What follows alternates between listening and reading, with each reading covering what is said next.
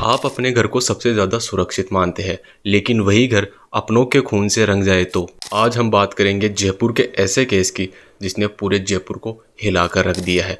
30 साल की श्वेता और 21 महीने का उनका बेटा श्रेयन, जिसकी अपनों ने ही जान ले ली। एक शख्स जो श्वेता के घर आता है, श्वेता उसे अंदर बुलाती है और चाय बनाने के लिए चली जाती है, और वही शख्स श्वेता की जान ले लेता है और उसके 21 महीने के बेटे को उठाकर वहां से चला जाता है। श्वेता और रोहित की शादी 2011 में हुई थी। श्वेता कानपुर की थी और वहीं रोहित दिल्ली का रहने वाला था। रोहित केमिकल इंजीनियर था और वह IUCI में ऑफिसर पोस्टेड था।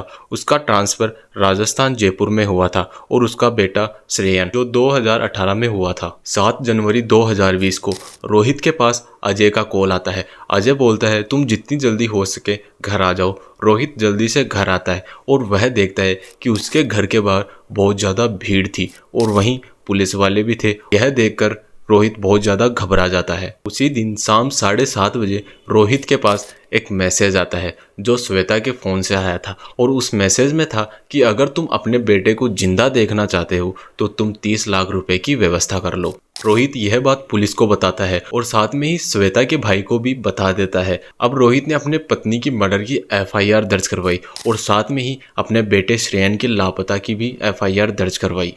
पुलिस अब अपनी जांच शुरू करती है और जिस नंबर से मैसेज आया था उसको ट्रेस करने में लग जाती है और सोसाइटी में लोगों से पूछताछ करती है और वहीं CCTV कैमरे भी चेक करती है। लेकिन सोसाइटी में इतने CCTV कैमरे नहीं थे और जितने थे उनमें से आधे से ज़्यादा खराब थे। पुलिस के लिए अब यह केस सोल्व करना बहुत ज़्यादा मुश्किल था क्योंकि उनको कोई सबूत नहीं मिल रहा था। जांच में पता चलता है कि श्वेता के घर के पड़ोसी ने ही अपने सेफ्टी के लिए एक कैमरा लगा रखा था। पुलिस अब 7 जनवरी 2020 की रिकॉर्डिंग चेक करती है। रिकॉर्डिंग में दिखता है कि एक शख्स अंदर जाता है और वही शख्स बच्चे को लेकर बाहर भी आता है, लेकिन उसका चेहरा साफ नहीं दिखाई दे रहा था क्योंकि उसने अपने चेहरे पर कुछ ओढ़ रखा था और उसने एक कैप भी लगा रखी थी। पुलिस अब जांच को और ज़्यादा तेज कर देती है। कम से कम 150 से 200 पुलिस वाले इस केस को सोल्व करने में लग जाते हैं। पुलिस वाले आसपास पड़ोसियों से पूछताछ करते हैं, रिश्तेदारों से भी पूछताछ करते हैं क्योंकि इसमें एक बच्चे की जान जाने वाली थी और उस बच्चे का पता लगाना बहुत ज़्यादा ज़रूरी था और श्वेता के कातिल को पकड़ना भी बहुत ज़्यादा ज़रूरी था। पुलिस अब श्वेता की फैमिली से बात करती है तो वह बताते हैं कि इन दोनों के बीच रिश्ता इतना कुछ अच्छा नहीं था। दोनों के बीच झगड़ा होते रहता था। रोहित ने 2 दिन पहले कॉल करके बोला था कि तुम अपनी बेटी को यहाँ से ले जाओ, और रोहित अपने ससुराल वालों की प्रॉपर्टी भी अपने नाम करना चाहता था। पुलिस का अब सीधा शक रोहित पर जाता है क्योंकि इतना सब सुनने के बाद नॉर्मल सी बात थी कि अब शक रोहित पर ही जाना था। लेकिन अब रोहित को गिरफ्तार नहीं कर सकते क्योंकि उसके खिलाफ कोई भी सबूत नहीं था।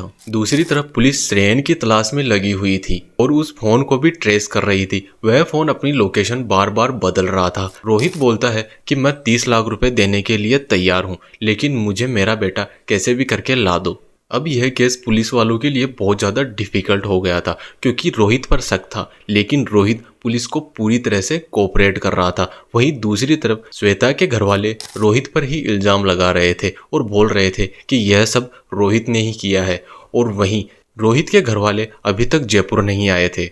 8 जनवरी 2020 श्रेयन की लाश उनके ही अपार्टमेंट के पीछे दोपहर 12:30 बजे मिलती है। श्रेयन की हत्या बहुत बेरहमी से की गई थी और उसको झाड़ियों में फेंक दिया गया था।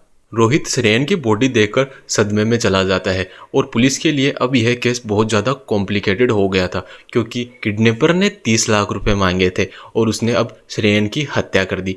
कोई 30 लाख रुपए मांगकर हत्या कैसे कर सकता है? श्रेयन की अब पोस्टमार्टम रिपोर्ट आती है।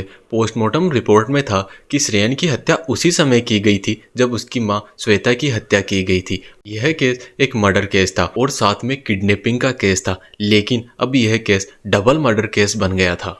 रोहित के पास फिरौती के मैसेज अब भी आ रहे थे, मतलब किडनैपर को पता नहीं था कि श्रेयन की लाश पुलिस वालों को मिल चुकी है। पुलिस अब रोहित के ऑफिस जाती है और वहां पूछताछ करती है तो वह बताते हैं कि उस दिन रोहित हमारे साथ ही था, वह मीटिंग कर रहा था। यह बात उसके स्टाफ वाले बताते हैं। पुलिस अब भी उस फोन की लोकेशन ट्रेस कर रही थी। वह लोकेशन 6 अलग अलग जगह से मिल रही थी। पुलिस वालों को अब एक सबूत मिलता है।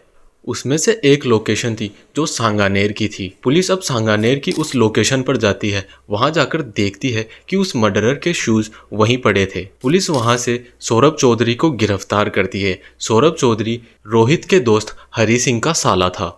रोहित को जब सौरभ का पता चलता है तो रोहित बोलता है कि सौरभ को कड़ी से कड़ी सजा मिलनी चाहिए। पुलिस अब सौरभ से पूछताछ करती है। पूछताछ में एक बहुत बड़ा खुलासा होता है। सौरभ बताता है कि रोहित ने ही अपने पत्नी श्वेता की हत्या करवाई है और अपने बेटे की भी हत्या उसने ही करवाई है। रोहित श्वेता के साथ खुश नहीं था। यह बात रोहित हरी सिंह को बताता है और बोलता है कि मुझे उससे छुटकारा चाहिए। अब हरी सिंह अपने साले सौरभ के बारे में रोहित को बताता है और हरी सिंह की मुलाकात रोहित से उदयपुर पोस्टिंग के समय हुई थी। रोहित की पोस्टिंग जब जयपुर होती है तो वह सौरभ चौधरी से मिलता है और उसको सारी बात बताता है। रोहित और सौरभ के बीच अब एक समझौता होता है। दोनों के बीच समझौता यह था कि वह एक दूसरे के पत्नी की हत्या करेंगे। श्वेता की हत्या के बाद अब रोहित सौरभ की वाइफ की हत्या करने वाला था।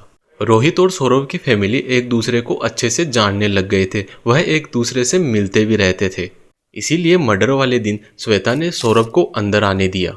3 जनवरी को रोहित और सौरभ मिलते हैं। रोहित ने सौरभ को 10,000 रुपये भी दिए थे और दोनों ने वही प्लान भी बनाया था। प्लान में था कि सौरभ श्वेता और श्रेयन की हत्या करेगा और श्रेयन की बॉडी ऐसी जगह छुपाएगा कि पुलिस वालों को वो बॉडी ढूंढने पर भी ना मिले और श्वेता के ही फोन से फिरौती के मैसेज भी भेजते ताकि वह श्वेता के मर्डर को छोड़कर वह श्रेयन की खोज में लग जाए। रोहित चाहता था कि उसकी लोकेशन ऑफिस में ही दिखे, इसलिए उस दिन उसने बहुत सी मीटिंग भी रखवाई थी। पुलिस अब रोहित से पूछताछ करती है कि उसने अपने 21 महीने के बेटे की हत्या क्यों की। तो रोहित बताता है कि वह अपने पास्ट को पूरी तरीके से खत्म करना चाहता था ताकि उसके आगे आने वाली लाइफ बहुत ज़्यादा अच्छी हो सके। दोस्तों, रोहित अपनी लाइफ को बदलने के लिए यह सब करता है, लेकिन यह सब सही नहीं था और बिल्कुल भी सही नहीं था। दोस्तों, यह घटना नॉर्मल सी घटना लग रही होगी, लेकिन यह एक परिवार को ख़त्म कर देने वाली घटना है। इसमें उसने अपने पत्नी की हत्या की, उसने अपने बेटे की हत्या की और यह कोई नॉर्मल बात नहीं है। उसने अपने 2 परिवार को तबाह कर दिया। दोस्तों, अगर यह वीडियो आपको अच्छी लगी है तो वीडियो को लाइक करें, चैनल को सब्सक्राइब करें और मिलते हैं हम अपनी नेक्स्ट वीडियो में।